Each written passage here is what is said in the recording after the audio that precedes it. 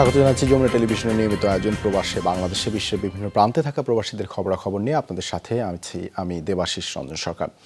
14 বছর পর ক্ষমতা পরিবর্তনের সম্ভাবনা নিয়ে কাল ভোটের লড়াই যুক্তরাজ্যে। জনমত জরিপের ইঙ্গিত, এই নির্বাচনে জয়ী হবে বিরোধী লেবার পার্টি। শুধু তাই নয়, নির্বাচনে নিরঙ্কুশ বিজয়ের সম্ভাবনা 124 বছরের পুরনো দলটির।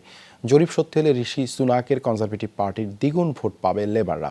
বিপর্যস্ত অর্থনীতি, অভিবাসন এবং গাজায় ইসরায়েলি আগ্রাসন সহ নানা ইস্যুতে ব্যাপক জনসমর্থন খুঁজেছে বর্তমান সরকার।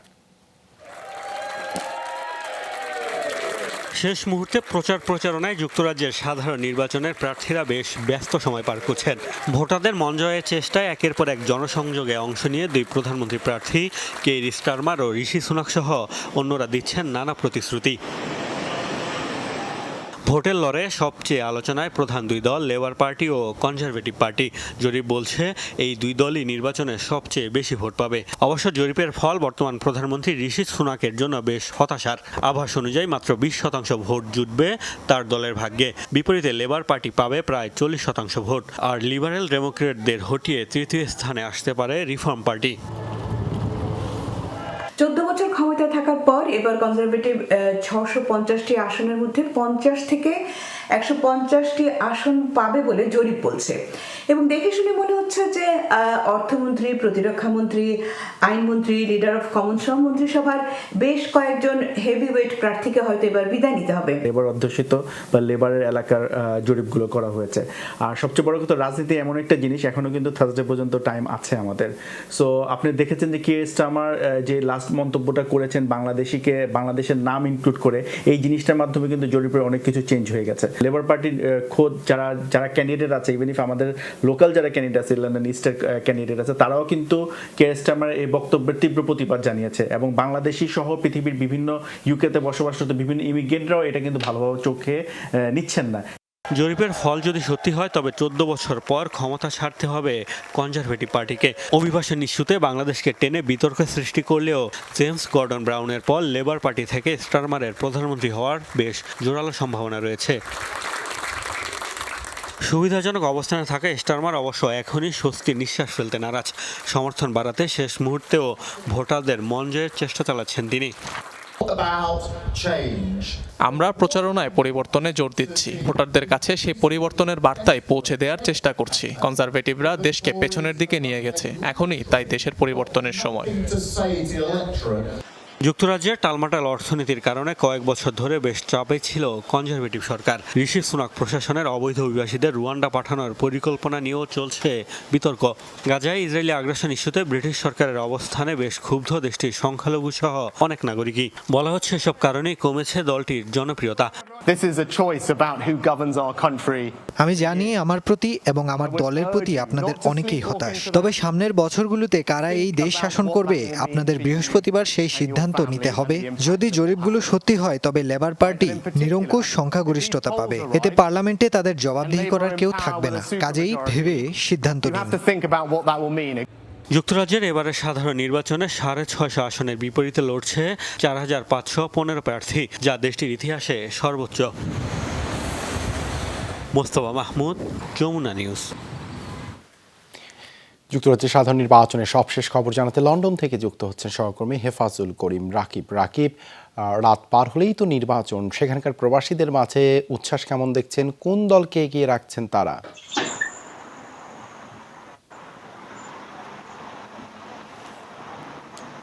হ্যাঁ দেবাশিস, আপনি জানেন প্রায় আগামীকাল মানে এখনো লন্ডন যেহেতু বুধবার, আগামীকাল বৃহস্পতিবার যে যুক্তরাজ্যের জাতীয় নির্বাচন অনুষ্ঠিত হবে, সেই নির্বাচনে আপনার প্রায় 650টি আসন রয়েছে। সেই 650টি আসনের বিপরীতেই এই প্রতিদ্বন্দ্বিতাগুলো হচ্ছে বেসিক্যালি। তো এখন পর্যন্ত যে জরিপগুলো হয়েছে, সেই জরিপে কিন্তু প্রায় লেবার পার্টি 483টা প্রায় সিট পাচ্ছে বলে তাদের জরিপগুলো ধারণা করেছেন। এবং কনজারভেটিভ বড় ধরনের পরাজয় করতে যাচ্ছে সেটাও ধারণা করছেন। আপনি জানেন আমাদের এই ইলেকশনে আমাদের প্রায় 36 জন এই আমাদের যে ব্রিটিশ বাংলাদেশি বংশোদ্ভূত এমপিরা প্রার্থী প্রতিদ্বন্দ্বিতা করতেছেন। এবার তার মধ্যে আগে 4 জন যারা এমপি আছেন তারা এখন তো আছেন, তারাও প্রতিদ্বন্দ্বিতা করছেন। এবং লেবার পার্টি থেকে 6 জন এমপি যারা এবার ক্যান্ডিডেট পেয়েছেন। তবে আমরা যে 4 জন রোশনা আলী এবং টিউলিপ এবং রূপা হক, আফসানা বেগম, আমরা আশা করি তারা অবশ্যই জিতবে এবং তারা জিতলে রোশনা আলী এবং টিউলিপ সিদ্দিকে তারা হয়তো এই মন্ত্রিত্ব পাবে, সেটাও বাংলাদেশিরা আশা করে। এবং আপনি জানেন প্রায় 30 লক্ষ অভিবাসী এবার আগামীকাল জাতীয় নির্বাচনে ভোট দেবে। তাই এখানে আমাদের প্রায় 10 লক্ষের কাছাকাছি বাংলাদেশি আছে, তারাও কালকে ভোট দেওয়ার জন্য মুখিয়ে আছে বেসিক্যালি সবাই তাকে। এবং সবাই অবশ্যই এখানে একটা বিষয় যেটা হচ্ছে এনএসএস এবং অভিবাসী, এই এই দুইটাকে এই ইস্যুকে কেন্দ্র করে বেসিক্যালি এবার ইলেকশনটা বেসিক্যালি ফোকাস করা হয়েছে। এবং যারা বেসিক্যালি আমরা যারা অভিবাসী, তারা কিন্তু তাদের অভিবাসী নানা ইমিগ্রেশন সংক্রান্ত বিষয়গুলো নিয়ে তারা কোন দলকে ভোট দেবে তারা সেটা চুজ করবে। তবে এই পর্যন্ত যেই বিষয়গুলো সেটা হচ্ছে লেবার পার্টি যেহেতু অভিবাসীদের পক্ষে তা মোটামুটি থাকে, তাদের পক্ষে মানুষ ভোট আছে। তবে লেবার পার্টির যে স্যার কেয়ার স্টারমার যে বাংলাদেশকে রুয়ান্ডার বিষয়ে যখন কথা বলছে তখন বাংলাদেশকে এক্সাম্পল হিসেবে টানার কারণে বাংলাদেশে অবশ্যই ক্ষুব্ধ হয়েছেন, সেখানে কিছুটা ফ্যাক্টর থাকে। এবং ফিলিস্তিনের যে ইস্যু সেটাও কিন্তু বড় ধরনের একটা ইস্যু আছে, সেটা কনজারভেটিভ বা লেবার পার্টির বিপক্ষে, যেহেতু ফিলিস্তিনের আপনার এই জায়গাটাতে পক্ষে ছিল না। সবগুলো মিলে একটা অন্যরকম একটা পরিস্থিতিতে দেখা যাক কালকে 4 জুলাই কারা বেসিক্যালি এই সরকার গঠন করবে। তবে এখন পর্যন্ত যে লেবার পার্টি এগিয়ে আছে।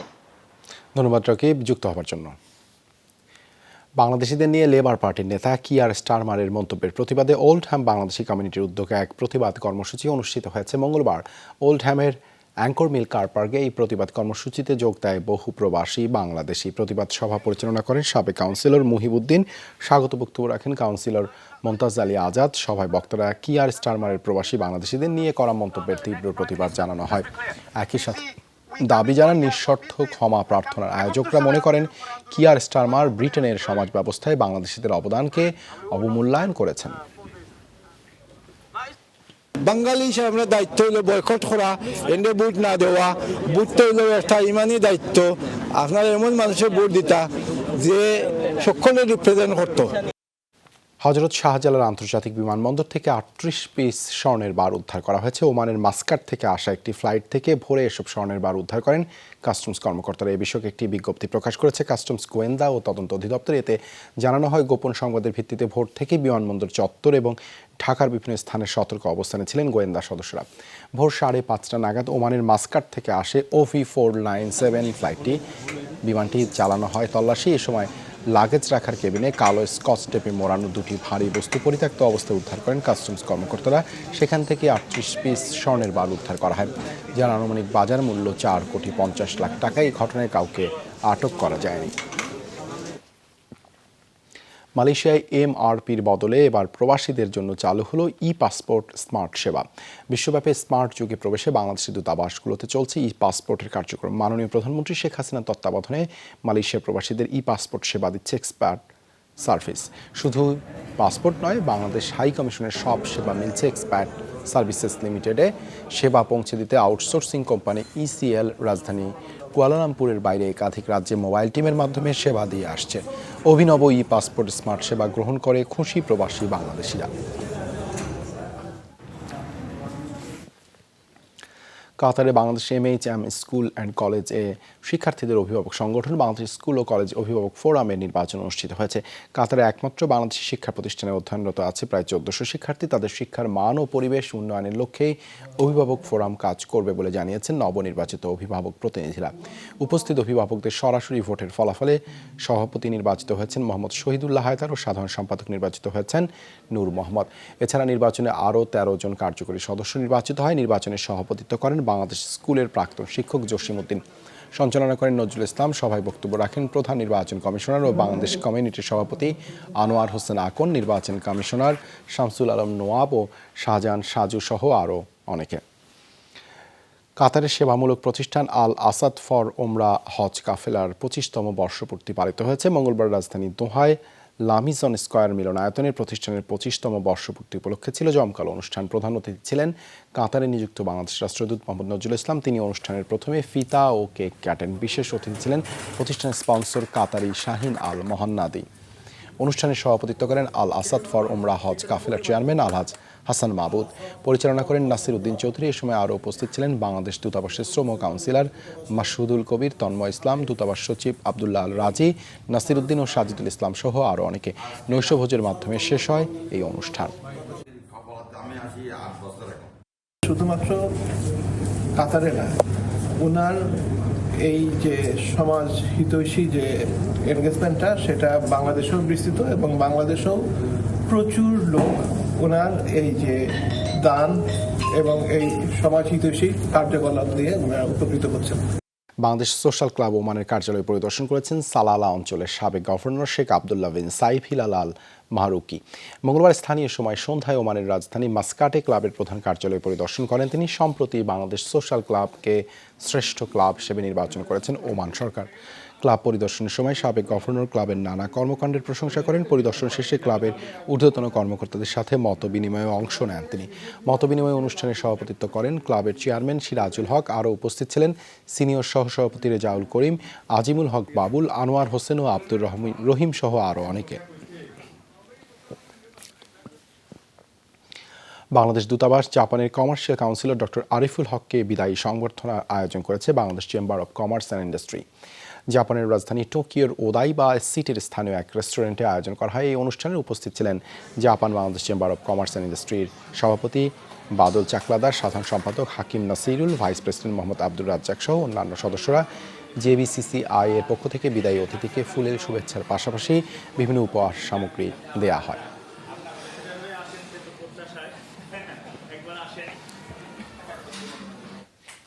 সরকার বিরোধী বিক্ষোভে উত্তাল পূর্ব আফ্রিকার দেশ কেনিয়া। 2 সপ্তাহ ধরে চলা এই আন্দোলনে বিচ্ছিন্ন সহিংসতায় এখন পর্যন্ত প্রাণ হারিয়েছেন 39 জন। মঙ্গলবারও তীব্র বিক্ষোভ হয় রাজধানী নাইরোবি ও উপকূলীয় শহর মোজাম্বায়।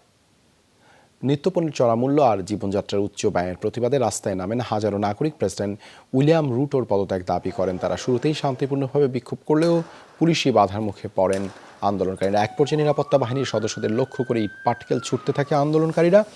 জবাবে বিক্ষোভকারীদের লক্ষ্য করে টিয়ার শেল ও জল কামান নিক্ষেপ করে পুলিশ। এ সময় আহত হন বেশ কয়েকজন, নেওয়া হয় হাসপাতালে। গত মঙ্গলবার প্রায় সব পণ্যের উপর কর বৃদ্ধি সংক্রান্ত প্রস্তাব পাশ হয় কেনিয়ার পার্লামেন্টে, যা পাশ হওয়ার পরপরই বিক্ষোভে নামেন সাধারণ মানুষ। ভারতে গণবিয়ের আয়োজন করলেন ধনকুবের মুকেশ আম্বানি ও তার স্ত্রী নীতা আম্বানি। মঙ্গলবার অর্থ শতাধিক সুবিধাবঞ্চিত তরুণ তরুণী গাঁটছড়া বাঁধে তাদের আয়োজনে। ছেলে অনন্ত আম্বানির বিয়ের মূল অনুষ্ঠানের আগে এমন উদ্যোগ নিলেন শিল্পপতি দম্পতি। ঢাক ঢোল বাজিয়ে ধুমধাম করে আয়োজন করা হয় বিয়ের।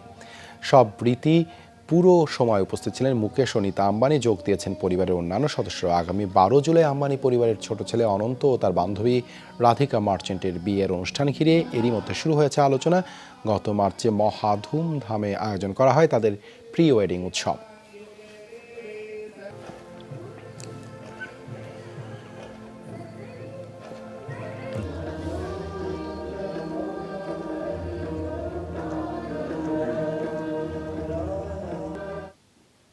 এই ছিল প্রবাসী বাংলাদেশে এতক্ষণ সাথে থাকার জন্য ধন্যবাদ সবাইকে।